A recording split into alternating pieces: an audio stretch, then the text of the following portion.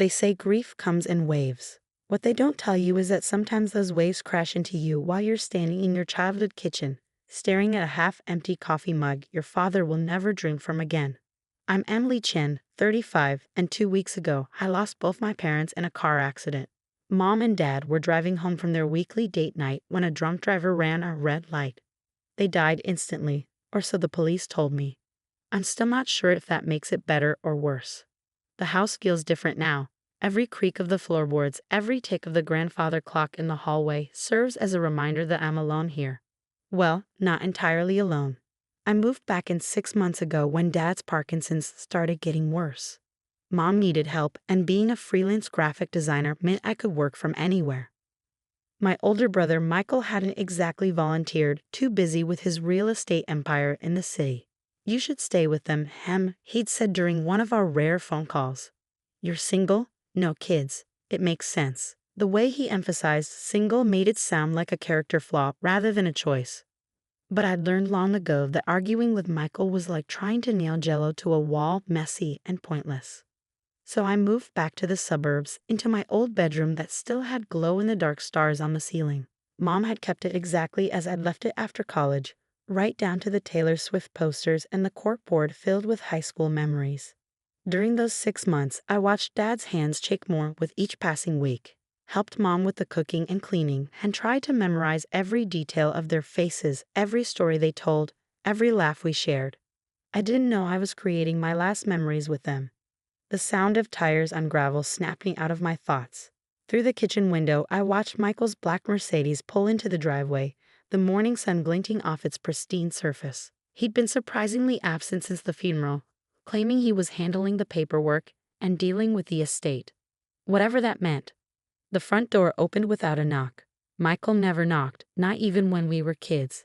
He walked into the kitchen like he owned it, his expensive suit a stark contrast to my worn jeans and Dad's old Northwestern sweatshirt that I couldn't bring myself to wash because it still smelled like him. "Emily," he nodded, setting his leather briefcase on the counter. "We need to talk." Something in his tone made my stomach clench. I'd heard that tone before, usually right before he announced something that would upend my life.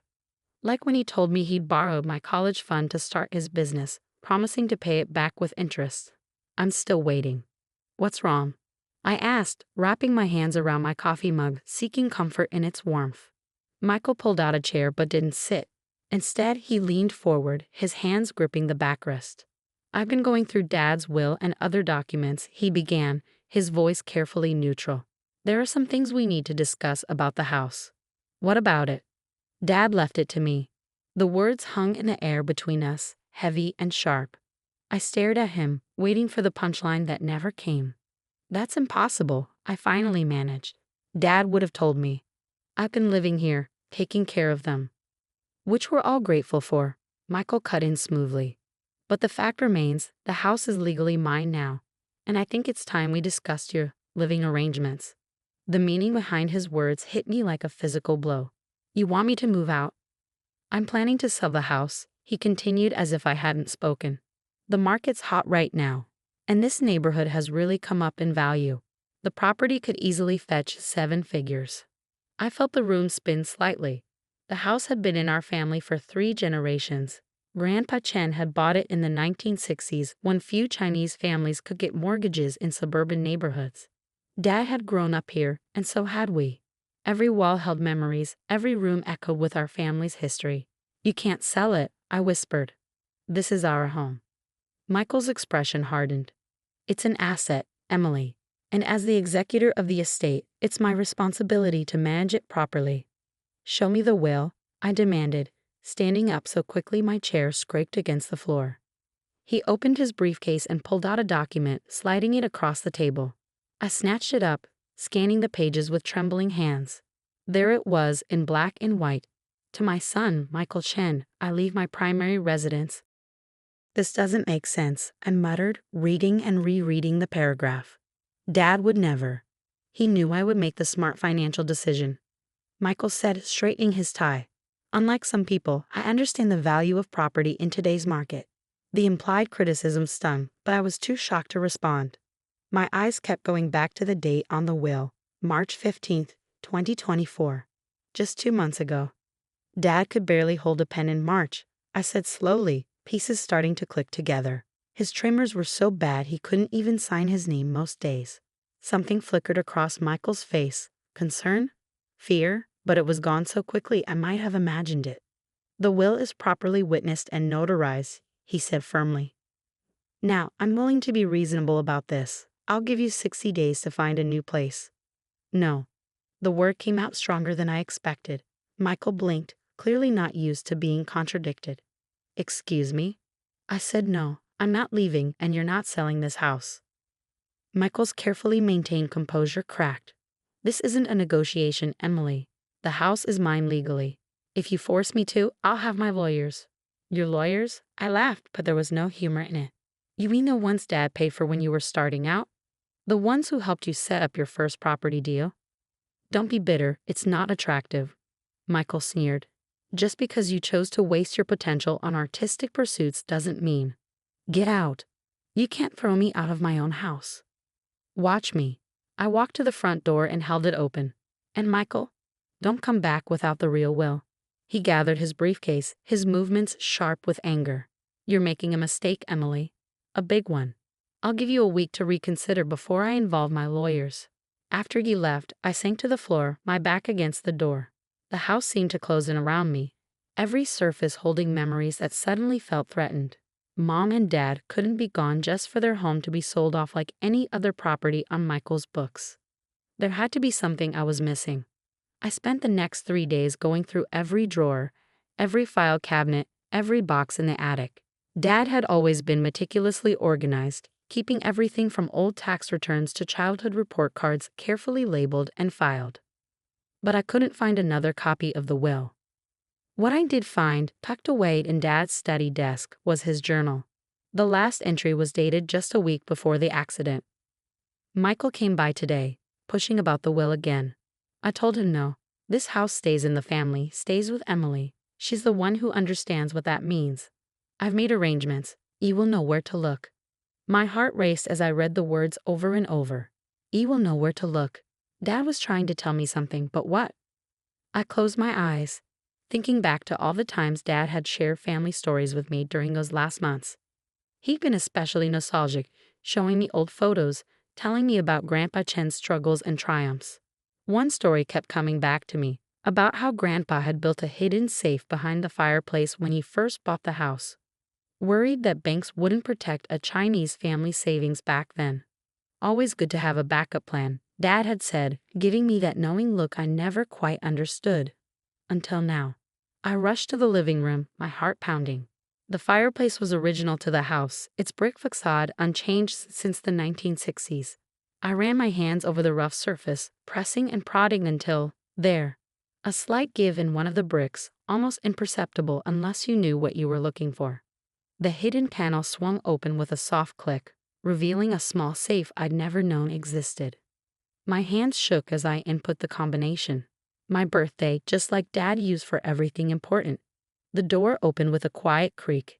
Inside was a manila envelope, sealed and labeled in Dad's shaky handwriting. The Real Will 2024. I opened it carefully, my breath catching as I read the contents. This one was different from the one Michael had shown me. Very different. Not only did it leave the house to me, but it also contained something else. Documented proof that Michael had been embezzling from Dad's accounts for years, using forged signatures to transfer hundreds of thousands of dollars to his real estate ventures.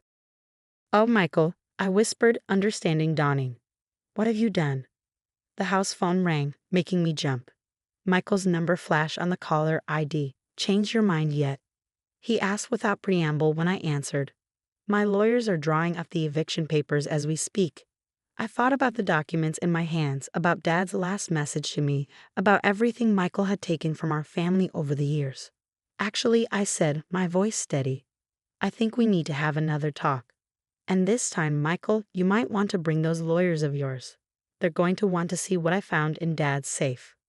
The silence on the other end of the line was deafening. Part 2. The next 48 hours passed in a blur of activity. I scanned every document from the safe, made multiple copies, and stored them in different locations. Years of dealing with Michael had taught me to always have backups. I also called Sarah Martinez, Dad's longtime attorney who had mysteriously retired right around the time the suspicious will appeared. "I've been waiting for your call," she said when I explained what I found. Her voice carried a mix of relief and resignation. "Your father contacted me in February, worried about some irregularities in his accounts.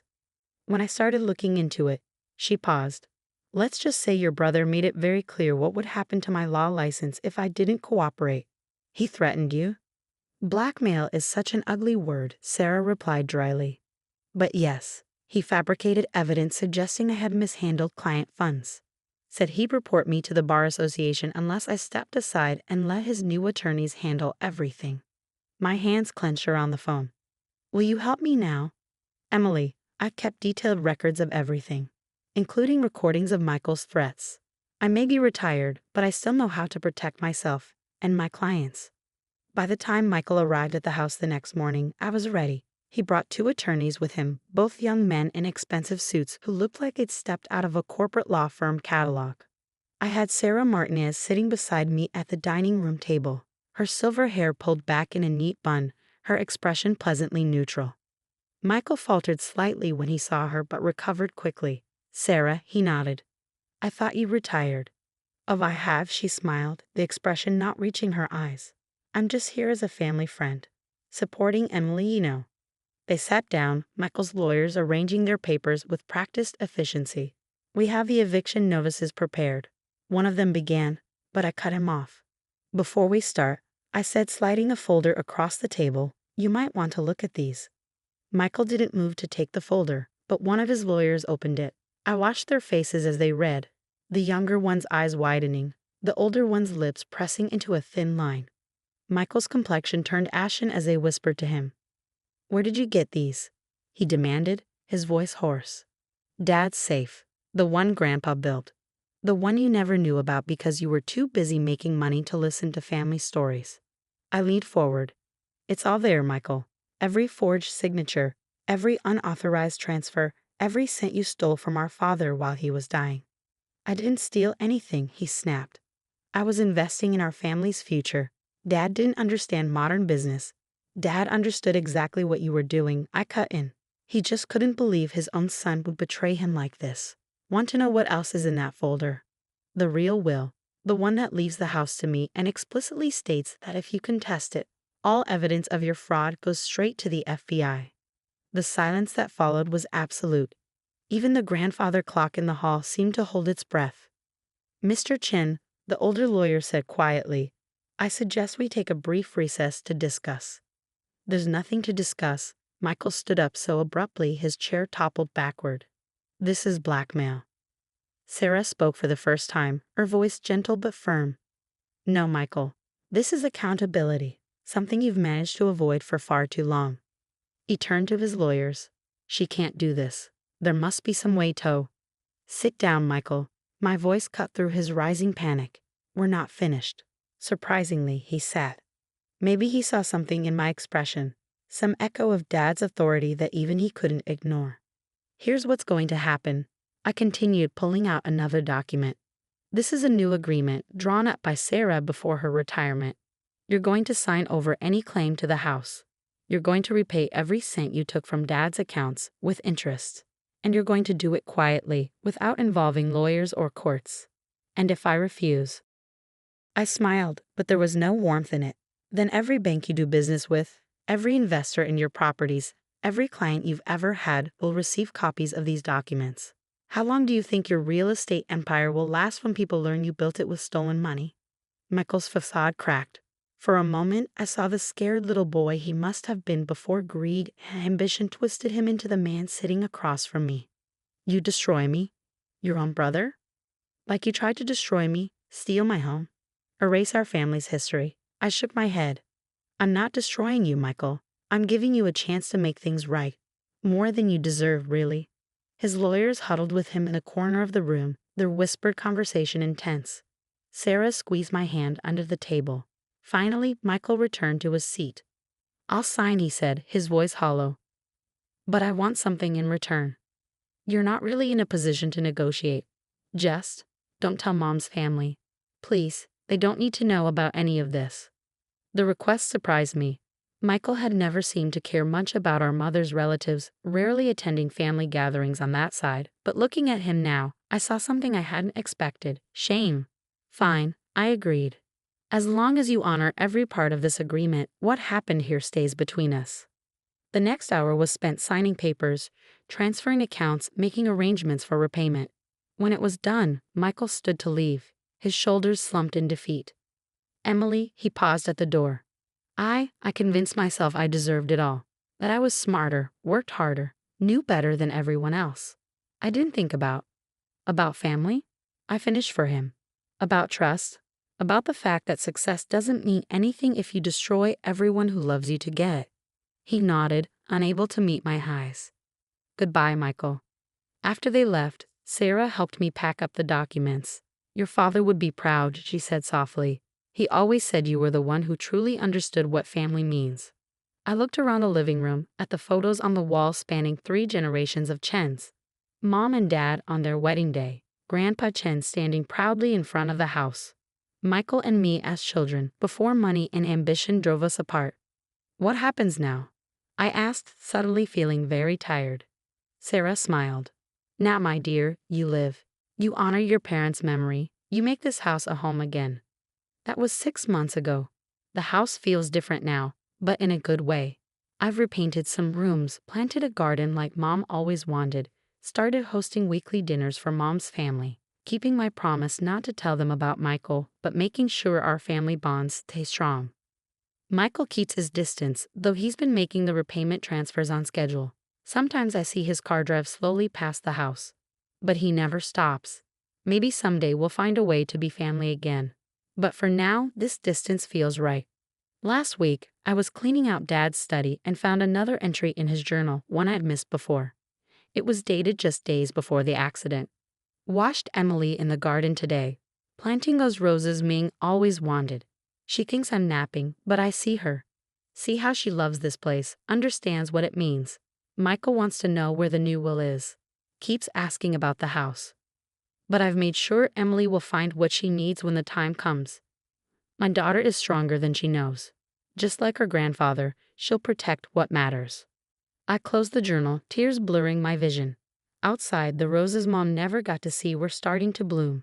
In the hallway, Grandpa Chen's clock chimed the hour, its sound echoing through the house that 3 generations of my family had called home. Some people say a house is just wood and brick, just an asset on a balance sheet. But they're wrong.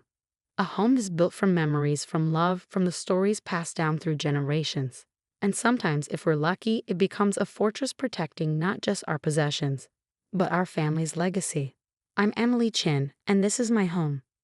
Not because the will says so, but because 3 generations of my family lived and loved here.